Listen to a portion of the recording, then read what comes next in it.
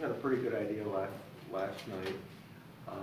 Can you just kind of go through the sequence of like how things happened, rolled out last night for you in terms of discussion and you know, once you had an idea what was.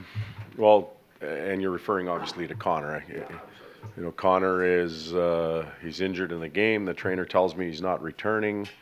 It's pretty evident when we come in that that he won't be. Post game, we're told that you know, he's injured and he's got to be evaluated by the doctors, and he's likely going to be long term. This morning we, you know, or during the night, I had some texts and emails about him being in the hospital, and he's going to spend the night, and he will need surgery at some point today, and that's where we're at. Did you get any sleep last night? Yeah, I did. Our team played hard. Our team played, responded to having a good start in the game last night. We faced some adversity during the night, came from behind, and stuck with it as a group. We didn't wander off and play as individuals. So there's a lot of positives with the group. The negative is the individual part, and we all feel for Connor, but it is always going to be about the group. It's not going to be about the one individual. He's important to our hockey club. He's important to his teammates. He's important to the city of Edmonton and to the National Hockey League and the hockey world. But our lives go on right now, and we have to put our team back together and get ready to play. That's just the way it is. In these situations, you say somebody has to, sort of step up. You can't really step up and be a generational player. So how do you? No, you do it by committee, and as I mentioned last week, I think when the injury bug was biting us, and it continues, that a couple things happen. You look for guys individually to elevate their play, and you watch closely. And some guys succeed in doing that, and they get more later on. Or you find players from the minors. I think Leon Draisaitl's come up and played extremely well. I think Darnell has done that. So we found players. We've also seen some individuals elevate their play. I thought Teddy Purcell had perhaps his best game of the season last night. So we saw that once, you know, as time has gone on. We played without Jordan Eberle. We played without Justin Schultz for a long time. Those are two key pieces, arguably in the top 3 or 4 forwards on our team and top 1 or 2 defensemen on our team. So we played without key people. Now we're going to play without Connor. You want Leon playing there, or you decided who you want to play? Well, options are thin right now down the middle. So Leon naturally is in the discussion to center one of the 2 lines. You know, and we'll make that final decision tomorrow how we lay the guys out for practice. It will be fluid as the days go on. It's hard right now to break up the Nugent Hopkins line because they have gelled so well and played so well. But sometimes circumstances dictate that you have to.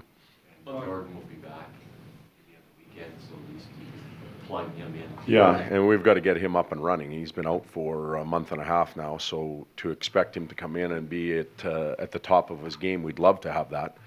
But there's the conditioning part of it, there's the battle part, there's the polish and timing part. But he's an experienced National Hockey League player that brings a skill element to the game. So we lose that skill element in Connor, we bring one more back in, we're right back to where we started. And we continue to build on the resiliency part of our team. From the human part point of view, Peter, when he was in here, said he expects that because he's an 18-year-old guy in the league, like, and the way the team is kind of, taken to him, that he expects the players to treat Connor going forward for the next month or 3 or whatever it is, like their 18-year-old brother sort of thing. Can you just talk about that relationship that's already built up? And that kind of stuff. Well, Connor entered our organization at the draft and as a player. Now he's become a teammate, and I think that's what Peter's probably talking about. We're all brothers. We all take care of each other. It doesn't just have to be the generational player. It can be the the fourth line player that sometimes is a healthy scratch. They're all important. We all take care of each other. But Connor he's gone from being a player to a teammate to a catalyst to an injured player. And, we'll take care of him properly organizationally, but more importantly, his teammates will take care of him, just like they would for Eberle or Klinkhammer or Schultz or Korpikoski, all these other guys that are injured. So many fans think they all wear the rose-colored glasses and think that was a dirty play. No, They should have stepped in and beaten Brent Manning. Silly. That's passion. That's emotion from our fans. It's a great thing to have in our community. They care, but it's a hockey play. You could watch it 100 times, and there's nothing dirty about it. When the pile of three went down, it was self-survival. All three of them were in a dangerous situation with the boards coming at them very quick. It's very clear now that you go back and watch it and slow it down that he caught a rut or lost an edge and he went down. So I don't think there was anything malicious about it. It happens. He skates so fast, he's always going to be on the edge. Well, he's coming down that wing quick. He's done it his whole life. He's going to do it 1,000 or 2,000 times more in his career, and there's going to be a lot of reward for him for doing it. Just one of those things. Your feeling is the doctors just said, okay, you come back good as new. From these sort of injuries, you come back. Well, you know what? I haven't spent the time that the rest of the staff has with the doctors. So for me to comment on recovery and its effects and all that type of stuff, that would be a scary thing when you start to call me a doctor. Still looked pretty good in the playoffs. Yeah, he looked good in the playoffs, but again, we're talking about a mature man and a young man and development.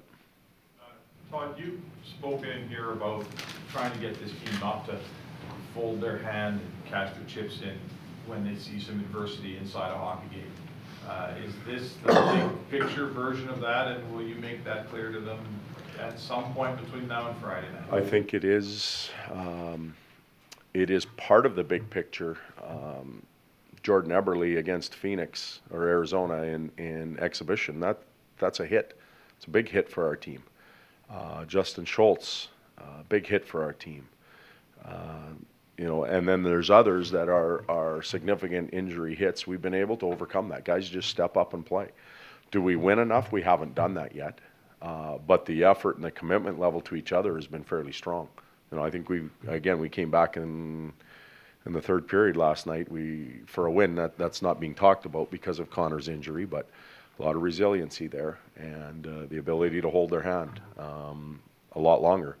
Did it against Montreal, did it in Minnesota, did it against Los Angeles. Not always getting the results we want, but the effort and the commitment to holding your hand a lot longer is there. So your feeling, everyone's feeling must be to keep this boat in the race here until Connor comes back. Give him a team that's playing meaningful games when he finally does return, whenever that is. Is that fair? Yeah, that would be the plan.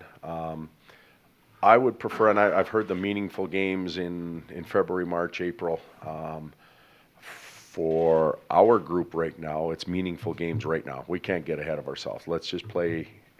Every game's a meaningful one right now. We've got to get better as a team. And if we do that, we can insert Connor back into the lineup and be in the thick of it. Does this tell you how good Connor is when everybody's talking about, oh, just have to suck it up and play? He's 18 years old. He's played 1 month in the National Hockey League. We're not talking about a 25-year-old player who's played 6 or 7 years in the league. No, he is the generational player. Like, he is what our league is excited about, or what the hockey fans are excited about. So he has that stature already, and in my opinion, Jordan Eberle is a tremendous player. I'm going to go back to that. He's a hell of a player. I got to see him play at the World Championships and come close to leading our team in scoring and do a lot of really good things. And he had an injury. He's been to all-star games. He's been to different things. He had an injury, and we didn't have this press conference. But he's just as important as Connor is to our team. Now, Connor's important to the whole hockey world, and that's probably why we're talking about it a lot more.